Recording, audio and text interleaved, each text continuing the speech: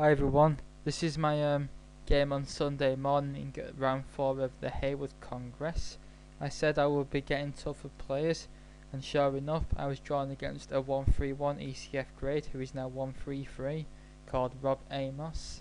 At the time he was 17 points higher than me, and also I had the black pieces, making me be in for a very tough game, especially seeing as the last time I played a 131, well, we all know what happened.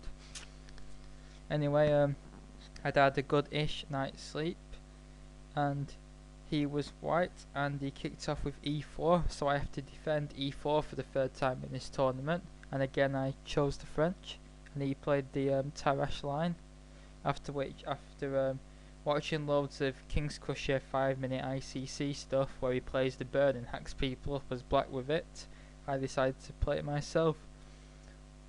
And by taking with the G pawn, it is characterized. And now I am going to get a powerful bishop on the long diagonal, which is usually the bad bishop.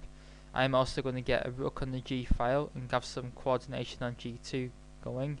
Also, the double pawn does keep an enemy piece out of E5, and the bishop will go to E7, and I will castle long and launch an attack down the G file, and maybe with the H and F pawns.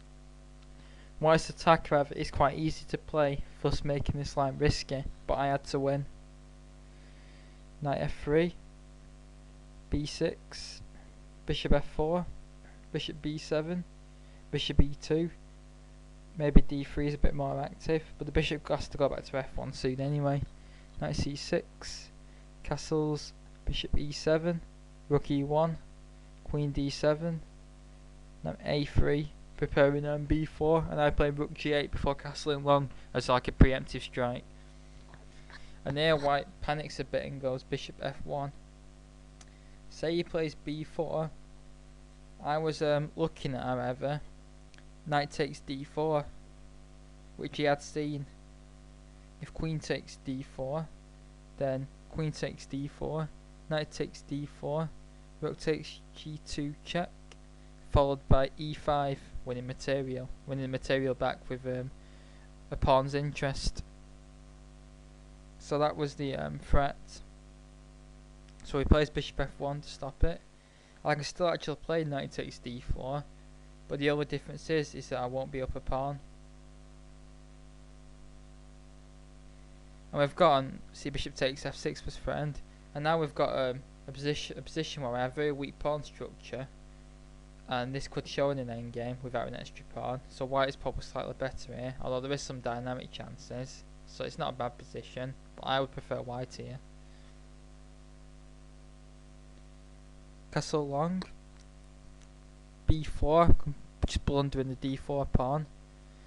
If he can defend it, however, my idea was that he'll probably defend it with C3 and then his attack won't be as fast. Because there isn't really that many good ways to defend it. Maybe bishop back to E3, but that does block the E line. But bishop E3 and then B4 might be tenable. But then he just blunders it, allowing this. Bishop G3, so the G file pressure is temporarily stopped, so I switch my attention to the D file. You see plans often change. Bishop D3, so he's blocked both my files off. So I play H5, trying to get a H pawn thrust.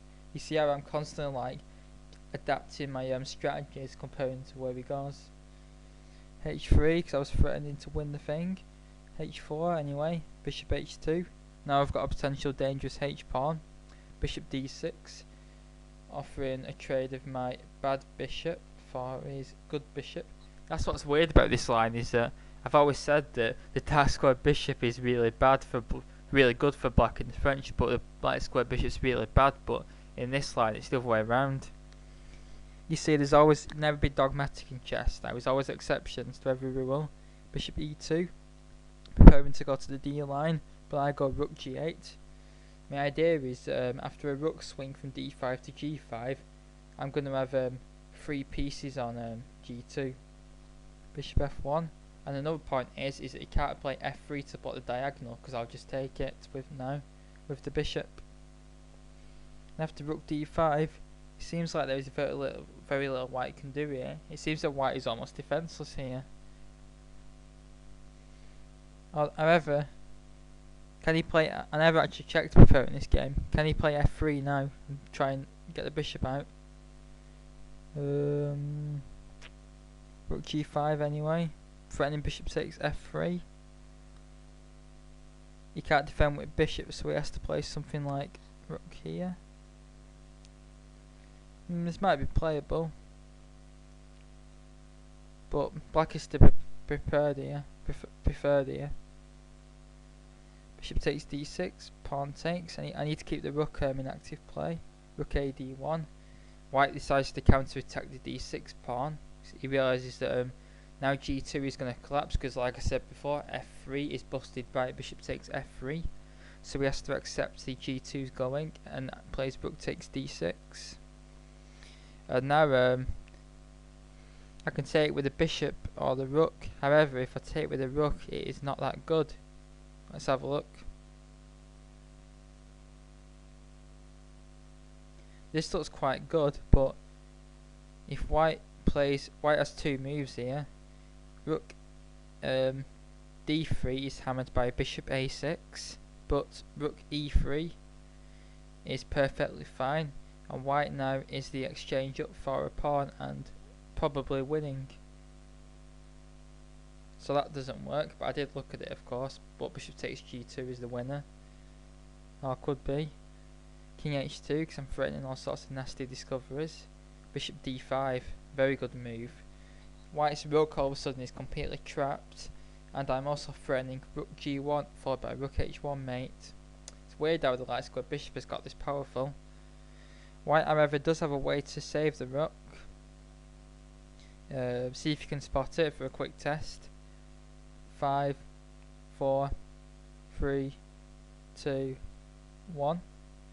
You can play c4, attacking the bishop. However, I play king. Actually, instead of moving it, I play king c7, and then he plays c5, defending it. I take, and now I go rook g1. And here, I thought he actually plays a move which I missed there, but the move isn't sufficient to save the game. Well, first of all, I was expecting rook takes d5 as the only way to stop mate. I mean, otherwise, how else is rook h1 mate being threatened? It's me being stopped. Rook takes d5, pawn takes d5, and the position is completely busted for white. White's rook has got no squares where it can be defended, therefore the bishop and rook are completely pinned down. Also, the bishop couldn't move anyway because of he has to stop mate on g2. That's another thing with the h pawn. It covers the g3 square, allowing for some beautiful mates for the rooks.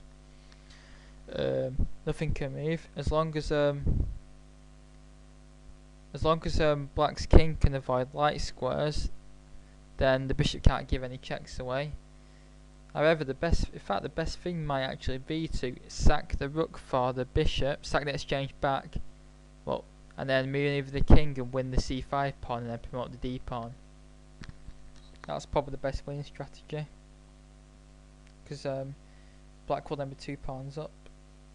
Because black really needs to be 2 pawns up, because black's got a bad pawn structure for the double pawns, and that. Then black could do with 2 pawn advantage to win. Instead he plays rook d7 check. Now you might be thinking at first, what is all this about, putting a rook on a square where it's on pre? However, his idea is that my king is going to be forced to a light square, otherwise he plays rook b1 check, and then he can play bishop a6 and swap rooks off rather than losing the exchange. However, this is still clearly losing because of the c5 pawn weakness. I play king c8. It did take me a few minutes to recover my composure though, because it's not nice seeing a move which you haven't expected, especially like a rook sack. Bishop a6 check, takes, and now he blunders here, but it's lost anyway. The best is rook takes g1, rook takes, king c6. White's going to be 2 pawns down and losing this. However, at least there is bishops on the board to complicate the issue. However, now he's forced to take, and now it's a pure king and pawn endgame, and this is obviously lost 2 pawns behind, and he could have resigned here. I'm surprised he didn't, but that's what you get in minors. Or under 140 sections. King g2. f5. I decided to like set a warp against this king. King f3, king d4.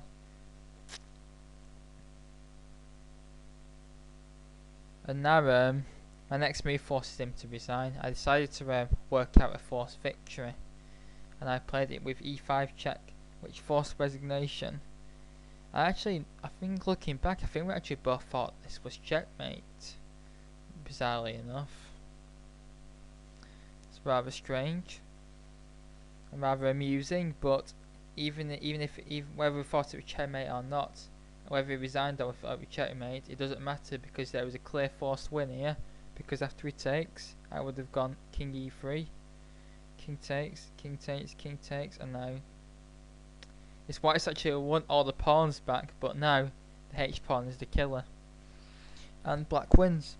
So in this position, seeing that variation or thinking it was checkmate or whichever one it was, he decided to throw in the towel, handing me victory, and now I need to win my last game with the white pieces against the 1-3-2, and I should win some money.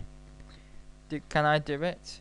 I will put the video on tomorrow with analysis, so if you want to see it, then the best thing to do probably is subscribe or like our Facebook page, or better still both.